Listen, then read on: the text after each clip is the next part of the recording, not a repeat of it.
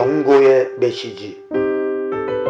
오늘날 대부분의 세상 사람들은 노아의 시대와 마찬가지로 하나님의 심판의 때가 가까이 오고 있음을 알지 못하고 그저 먹고 마시고 장가들고 시집가면서 우상숭배의 삶을 살고 있습니다. 마태복음 24장 37절의 말씀이 그대로 이루어지고 있는 것입니다. 문제는 대부분의 기독교인들도 주님의 재림을 대비하지 못하고 세상적으로 정욕적으로 생활하며 영적으로 잠을 자고 있다는 것입니다. 주님께서 초림하셨을 때도 마찬가지였습니다. 주님께서 베들레헴에서 탄생하셨을 때 대부분의 이스라엘 백성들은 알지 못했습니다. 일반 백성들뿐 아니라 이스라엘의 종교 지도자들도 알지 못했습니다. 반면에 들판에 있던 보잘것없는 목동들과 이방인인 동방박사들이 구세주의 나심을 알고 찾아가 경배하였습니다. 이런 일들은 자긍심이 많은 이스라엘의 종교 지도자들로서는 하나님의 섭리로 받아들이기 어려운 일이었을 것입니다. 그런데 안타깝게도 마지막 때에도 비슷한 일들이 이루어지고 있습니다. 오늘날 대부분의 기독교인들은 주님의 공중강림과 휴거 사건이 지나가도 이를 알지 못할 것이고 전혀 대비를 하지 못한 채 전무후무한 7년 대환난의 거센 풍파 가운데로 들어가게 될 것입니다. 더욱 안타까운 것은 오늘날 대부분의 목회자들까지도 휴거 사건이 왜 일어나는지, 휴거 성도의 자격이 무엇인지, 한 일의 조약이 무엇인지, 7년 대환난이 왜 일어나야 하는지, 7년 대환난은 어떻게 진행되는지, 어떻게 해야 대환난을 극복할 수 있는지에 대해 잘 모르고 있고 그저 막연하게 믿는 사람들은 대부분 휴거되겠지, 대환난은 나하고는 관계가 없는 것이겠지라는 식의 안일한 생각에 잡혀 있는 것입니다. 지도자들이 이런 상황이니 평신도들의 형편은 어떻겠습니까? 자신이 영적으로 잠을 자는 상태인 줄 모르고 있고 하나님보다 세상을 더 사랑하면서도 그것이 정상적인 신앙생활인 줄 오판하고 있는 것이 아닙니까? 더 큰 문제는 잘못된 종말론을 증거하는 분들 때문에 성도들이 많은 피해를 보게 될 것이라는 사실입니다. 잘못된 종말론의 예를 몇 가지 알아보겠습니다. 첫째, 대부분의 목회자들이 믿고 있는 전체 휴거론인데 예수님을 믿는 성도들이 대부분 휴거될 것이라는 견해입니다. 그러나 안타깝게도 성경은 극소수의 익은 열매와 같은 성도들만 휴거될 것임을 말씀하고 있는 것입니다. 둘째, 7년 대환난의 시작을 계시록 5장 또는 6장으로 보는 견해들이 있는데 그 부분은 대환난의 심판 재료들을 준비하는 과정에 대한 말씀이고 정작 대환난의 시작은 요한계시록 8장 7절부터인 것입니다. 셋째, 요한계시록 14장에 나오는 14만 4천을 대부분의 목회자들이 구원받은 모든 성도들의 상징수라고 봅니다만 14만 4천 명은 교회시대 2000년 동안 채워지게 될 휴거 성도들의 실제 수임을 알아야 합니다. 참고로 14만 4천 명은 교회시대 동안 나타나게 될 익은 열매가 된 성도들입니다.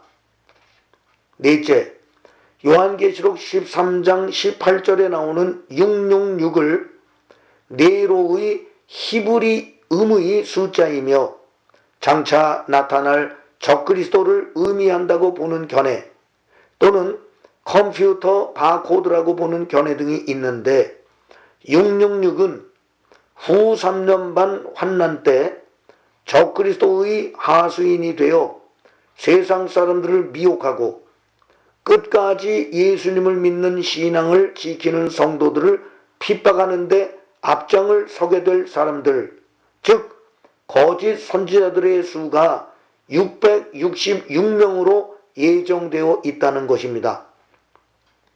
그리고 적그리스도의 무리들이 사람들의 오른손에 생체 인식 컴퓨터 칩 같은 것을 심어서 전 세계인들을 강력하게 통제할 것으로 예상됩니다.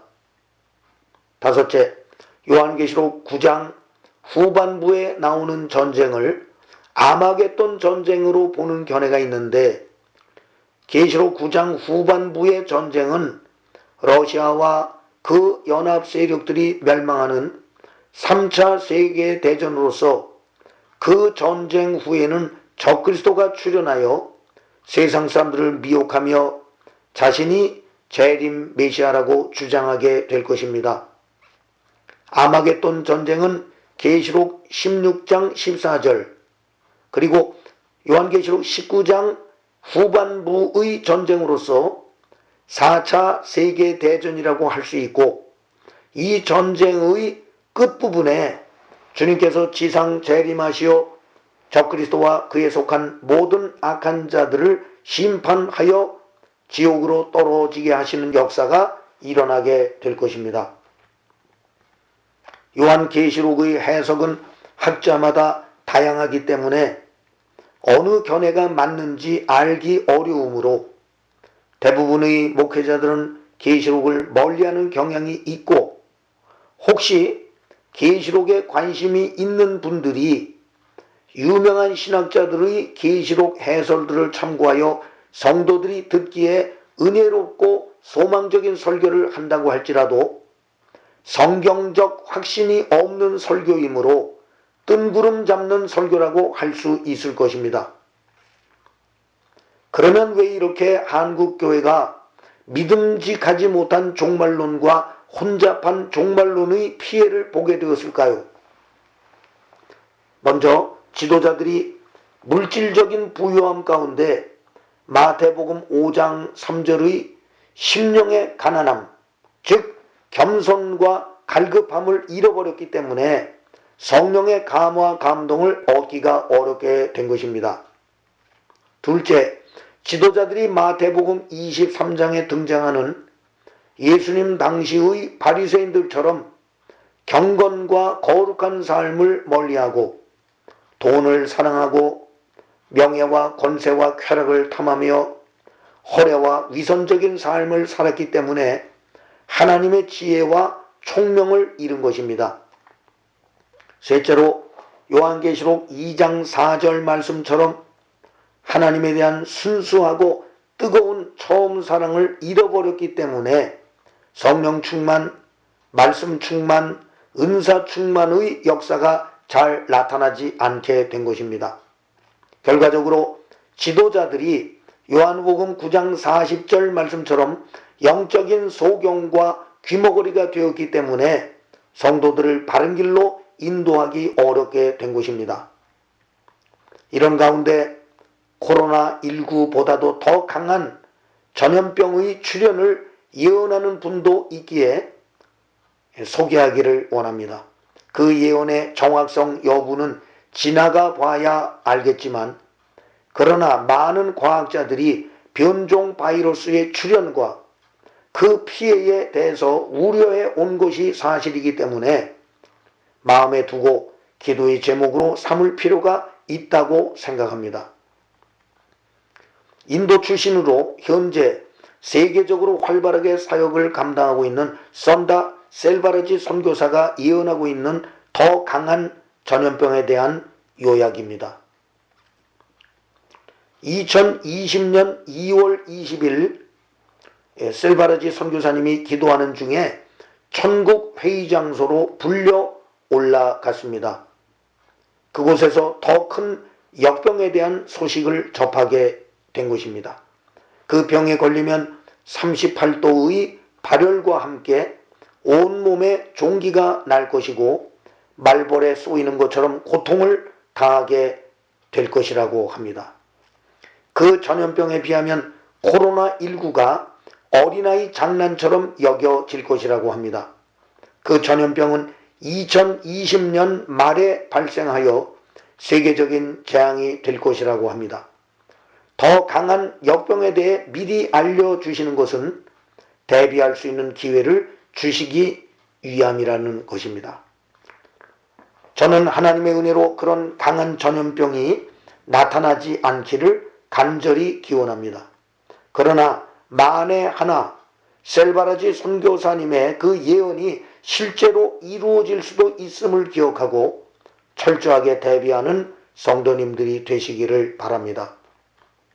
우리는 어떻게 대처해야 하겠습니까? 우리는 무서운 악성 전염병으로 인한 재앙이 나타날 가능성을 염두에 두고 지혜롭게 대비할 필요가 있습니다.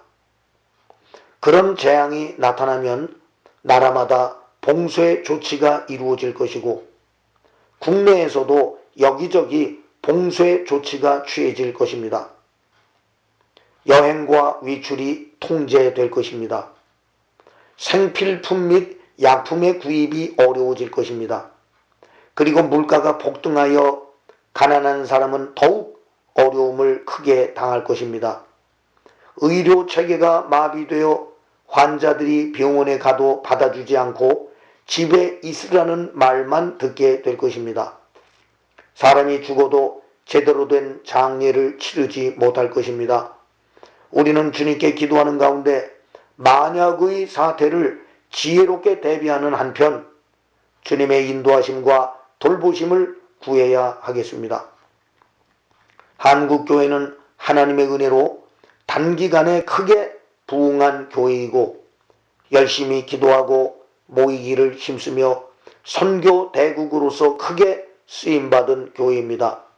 그러나 경제적인 부유함과 더불어 세속화되었고 특히 지도자들이 빛과 소금된 삶의 모범이 되지 못했을 뿐 아니라 마지막 때를 살고 있는 성도들에게 필요한 성경적 지식을 바르게 가르치지 못하여 많은 성도들이 방황하는 결과를 초래하고 있음을 알아야 합니다. 우리는 이 시대가 성경적으로 주님의 재림이 임박한 때임을 알고 깨어 기도하기를 힘써야 합니다. 그리고 악성 전염병도 하나님께서 죄인들에게 내리시는 징계의 한 수단임을 기억하고 사람의 생사화복을 주관하시는 하나님 앞에 철저하게 회개함으로써 주님과의 관계 회복을 힘쓰며 하나님 중심의 삶을 통해 모든 문제를 풀어나가기를 힘써야 할 것입니다. 주님께서 말씀하십니다. 예레미야서 29장 11절부터 13절 말씀입니다. 나 여호와가 말하노라. 너희를 향한 나의 생각은 내가 아나니 재앙이 아니라 곧 평안이요 너희 장래에 소망을 주려 하는 생각이라. 너희는 내게 부르짖으며 와서 내게 기도하면 내가 너희를 들을 것이요 너희가 전심으로 나를 찾고 찾으면 나를 만나리라. 호세아서 6장 1절 말씀입니다. 오라 우리가 여호와께로 돌아가자.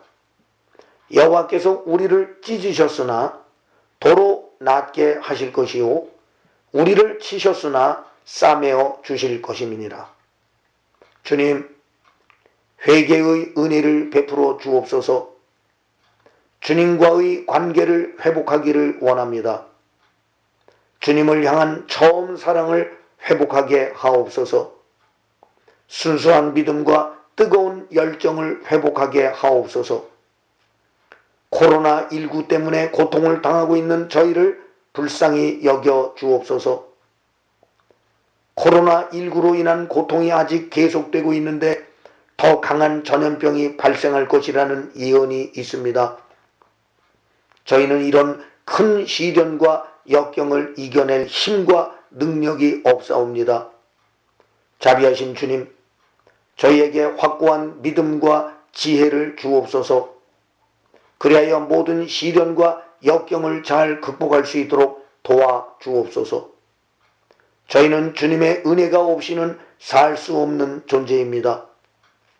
각 사람에게 필요한 은혜와 능력을 베풀어 주옵소서.